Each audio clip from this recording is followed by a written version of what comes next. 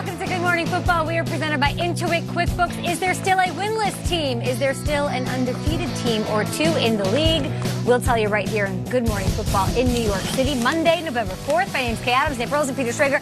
We're all here. Sean O'Hara. What up, Sean? Top of the morning to you all. What's up, Sean? Wow, what a fun Sunday. Sunday is fun day, isn't it? Sure is. But it wasn't easy like Sunday morning for some people. Not for the Patriots, that's for sure. Let's get to some highlights then, Kay. That's how we do it, baby. Last night, it was a good one. Rushed for 62 yards and 2 TDs. Tell you what, Lamar Jackson, he was the better quarterback on this day. And the Ravens were the better team. So let's hear from the better quarterback, Lamar Jackson, after the game.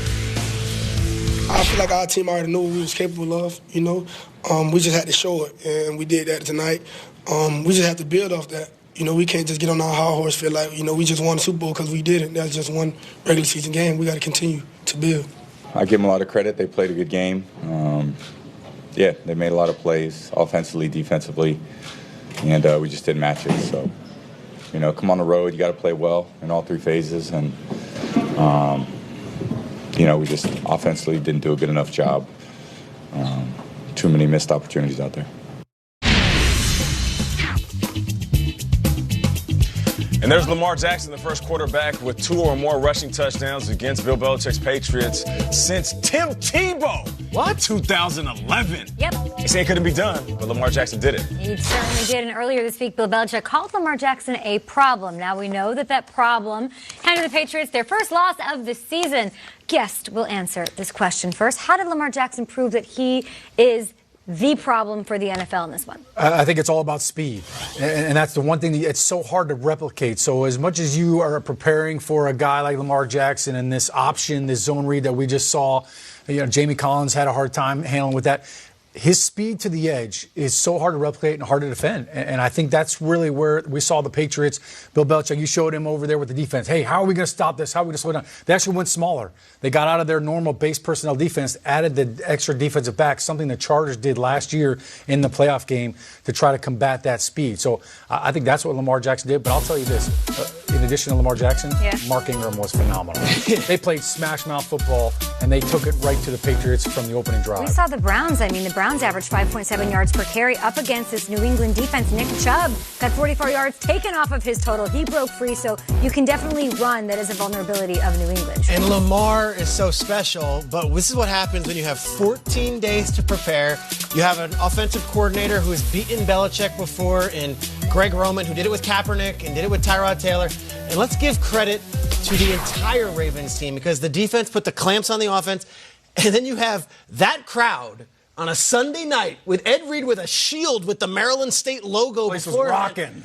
But to Sean's point, you cannot prepare for Lamar Jackson. There's no wide receiver who could do that in your practice on your scout team. There's no backup quarterback who could do it. Let's look at one play that wasn't in the highlight package that Nate just showed. This is the Lamar Jackson experience. If you think someone can replicate this, just watch this play here. Here's Lamar rolling right. I'm going to go left. I'm going to go up. I'm going to go up. And wait, I'm going to get it. And that's 11 yards, and no one can do that. There's no one. I don't care if he's a running back, if he's a quarterback. He's the most athletic player in the sport right now, and he happens to play quarterback and play it well. There's no way to prep for him, Kay. He's going to be a problem all season long because they built the offense around him. Yeah, you mentioned the preparation. And Shregs, I got to give you credit. Last week, you kept saying that they have 14 days to prepare for the Patriots. And in real time, I was sitting there thinking, it doesn't matter, Shregs. It's the Patriots. But to that point, yesterday, they throw a touchdown to Nick Boyle, who is a run-blocking tight end. Yeah. We're going to talk about preparation. So he comes in the game near the goal line. And what do you think the Patriots D is thinking? Let's collapse on this run and try to stop Lamar Jackson, Mark Ingram, whoever's going to get the ball. And they throw it over the top. That's preparation for one of the best coaches in Bill Belichick. And, Sean, you said something in the meeting at 5:30 a.m. You said that Lamar Jackson pulled the mask off the boogeyman. And we're coming off the heels of Halloween, and they were scary. They're flying around, the linebackers, the safeties, the D-line. Those are the boogeymen. Ooh, Lamar's going to be scared. No. He pulled that mask back like the end of a Scooby-Doo episode. And all of a sudden, Lamar Jackson, and that's what it was. They were sitting there saying, because he was running all over the place. I love the fact that Lamar Jackson showed that not only does he have supreme athleticism, but he is a true leader. I was watching the details within the plays. He's picking up his guys after the play. Fights almost broke out. Who was in the middle of the fight telling his guys, get your butt back to the huddle. We got a game to win. Lamar Jackson, the young quarterback that nobody thought could handle the moment. And guess what? He's playing big on a big stage. The last 2 weeks, we saw Darnold and Baker Mayfield, the first and second overall picks from that draft class, just not show up against the Patriots. Lamar Jackson, the last pick of the first round, dominated them. So are they really good, or are the Patriots not as good as we thought because of their schedule? We will dig into all of that right here on Good Morning Football. More highlights on the way. Kirk Cousins going up against Matty Moore. How did it go? Let's go to Arrowhead, Kay. Let's do it. Let's see Mahomes before the game. He would not dress. He was inactive. Hasn't played since week 7. Still saluting service, though. Yes, he is. Here's Matt Moore, though. Play action, going deep. And who do you look for? What a catch. Tyreek Hill, what a grab. I said Lamar Jackson might be the most athletic player in the sport. That might not be so fair to Tyreek Hill. Third quarter. Let's go to it here. Matt Moore, Chiefs down 16-10. And who's he give it to? Damian Williams, who breaks it loose. Damian goes 91 Look at Tyreek Hill. yards. Tyreek Hill beats him down there. Couple of cheetahs. That's it. Couple cheetahs. Fourth quarter, though. Vikings down 4. Kirk Cousins says, we're not done yet. 3rd and goal from the Chiefs 3. Here's Cousins looking. Hits Kyle Rudolph. Touchdown. Vikings take the lead. Okay. Matt Moore, what do you got? Down 23-20. Has the rock. Looking. Tyreek Hill yet again. So far down there, out of the screen. Makes the play, and look at the grab. Tyreek is something special, and he is healthy. Pat Mahomes will be returning. He'll be healthy, too. Here we go, though. Suing Chiefs possession. 55 seconds left. Tie game. Moore finds his man. Let's bring out Kelsey because he would have 7 catches, 62 yards. Let's get one more to Tyreek for 13 yards. And let's bring out the kicker, Harrison Butker, who's been money since he got to Kansas City. Lines it up. 44 yards away for the win. No Patrick Mahomes, no problem. Chiefs, they hold serve. They get the field goal and the victory. Huge win in Arrowhead. Here's Chiefs quarterback Matt Moore and head coach Andy Reid after finally getting a win at home.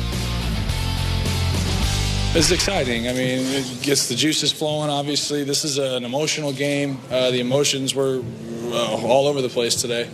But to see the team, to win at home, to see the guys rally, everybody really, I mean, total team win, all 3 phases. It's great to be a part of, great to see. He's got some fire to him. You know, he's a tough kid because he took a couple licks there and he got back up and finished. But just him calming the storm, I thought was good. And that throw to Kels was big. I mean, that was, weren't quite sure how that was going to go, but it worked out okay for us.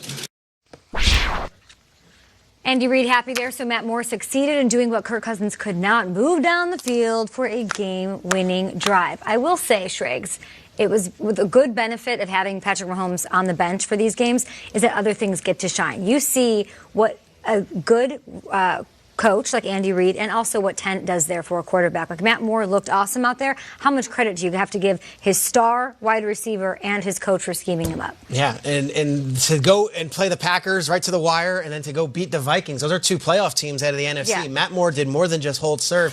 And now Mahomes comes back against the Titans, and now you get some other guys back. Not taking anything away from Mahomes, but I'm saying like having Tyreek Hill out there and having Andy Reid will make any quarterback look awesome in that on that team. So to you, Nate, what was the difference maker in this one?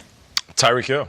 Tyreek Hill is phenomenal talent. Right out the gate, first quarter, Matt Moore is dropping it off to, I think, Pat Mahomes' favorite target, but really one of our favorite players to watch. And then when you have that guy, as long as you can throw it deep and let him run underneath it, he'll make a play for you. So credit to this offense. I said when Pat Mahomes went down, don't change your game plan. Don't throw out your playbook. And Sean, you know this, being a player, sometimes offense coordinators, they'll outthink themselves. One guy goes down and all of a sudden you're running a completely different offense. I think Andy Reid looked at his team and said, we still got the skill set, we still have the technology, so let's go down there and throw the ball downfield. I thought Andy Reid did a great job with the game plan, obviously finding ways to get Tyreek Hill and let that speed take advantage. But when you look at Matt Moore, I mean, Big Red's loving him like candy. Yes, That's Mandy Moore reference right there. Yeah, Big He Red. did some things with his legs, too. It wasn't just, hey, that was all design. Like, he bought a little time. He slid around to the right and the left. Like 17-year-old Mandy Moore. That was way back. Way back. This is us, Mandy Moore. No, not that way. No, she looks different. It's still yet a better reference than Kyle's made in 2 years on the show, so we'll take it. We love you, Kyle. I think when you look at this Chiefs offense, they did a great job. Yeah. But to be honest with you, I was really disappointed with the Vikings defense. Like to see Matt Moore making those throws and Tyreek Hill basically, I mean, the Vikings defense, they've got some of the best corners in the league. That run that you showed on the highlight, the 91-yard run, I have no idea what the safety was doing. He got juked out. Harrison Smith was doing it. Watch number 41 come in right here. Whoa. I mean, what happened? That wasn't even an Allen Iverson crossover right there. This defense failed Kirk Cousins. They failed Mike Zimmer. Chiefs defense looked good, though. I know we'll talk about this later in the show, but I feel like Kirk Cousins failed his team, too. Yeah. He didn't play terrible, but there were some plays he left out there. Zimmer said they didn't help him very much. We'll dig into the Viking side of it, but Triggs, you sent an email to the group last night, and you said, here come the Chiefs. 15's coming back, and they went 1-1 without him. Here we go. Okay, we've got to welcome in Ian Rappaport, our NFL Network insider here, because we've got some news on the other wide receiver. Spent a lot of time already discussing Tyreek Hill, but for the Vikings, their star wideout, Adam Thielen, left the game early. What's an update on what's going on with him? And Mahomes, hello, when is he back? Well, let's start with Adam Thielen, and you're right, this is something concerning for the Minnesota Vikings. Adam Thielen, who of course came back from that hamstring injury, saw him miss a game right before this, and then re-injured that hamstring, basically took himself out of the game because he did not feel like he could go. And Mike Zimmer was asked by reporters after the game, what is Thielen's status? He essentially said, ask him. Another way of saying the player did not feel comfortable being out there. And a lot of times we've seen situations like this where a team pulls back completely and a player is off the field for a week or several weeks to get completely better. We will see what the tests bring for Thielen today, but obviously that is something we are monitoring. And then for Patrick Mahomes, yes, at this point, the best estimate is that he is back next week for the Kansas City Chiefs, still probably a week earlier than those in the Chiefs organization thought. He was kind of close to being able to play on Sunday. Obviously, it was Matt Moore came in and got the win. But it's going to be about 24, I think, days since he first had a dislocated kneecap. And the hope is that he is back on the field Sunday with the Chiefs. We'll see how that shakes out. The AFC West, very interesting. Of course, the Chargers got themselves a win. Oakland did as well. Every team in the NFC North got handed an L this weekend. We've got all the highlights coming up. Ian Rappaport, thanks for hanging with us on Good Morning Football on a Monday. Oh, and by the way, a big one tonight. On the East Coast, in East Rutherford, the Cowboys coming to town to take on Daniel Jones and Sean's old squad. You going tonight, Sean? I'll be there. Love it. See if the Giants can do what the Jets did. This was a high-scoring affair. Fantasy bonanza in Tampa. The front runner for MVP, or does Lamar Jackson have something to say about that? Oh, I think Deshaun Watson was like, hey, guys, what about me? Oh, yeah, the early one from London town. And Zach Ertz breaks out his best performance of the year. Good Morning Football is presented by QuickBooks. You earned it. We're here to make sure you get it. QuickBooks, backing you.